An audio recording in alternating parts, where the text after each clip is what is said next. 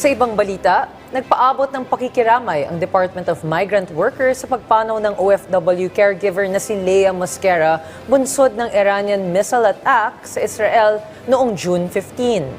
Ayon sa kagawaran, kinakatawan ng dedikasyon at tahimik na kabayanihan ni OFW Leah ang lakas at sakripisyo ng mga overseas Filipino workers na dala ang pangarap ng kanilang mga pamilya, komunidad at ng bansa.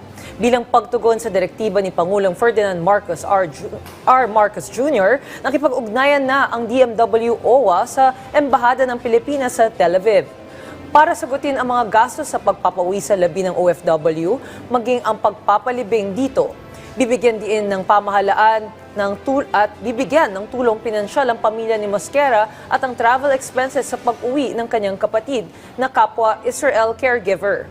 Binigyang pugay ng DMW ang pagsisilbi at pagiging bayani ni Mosquera.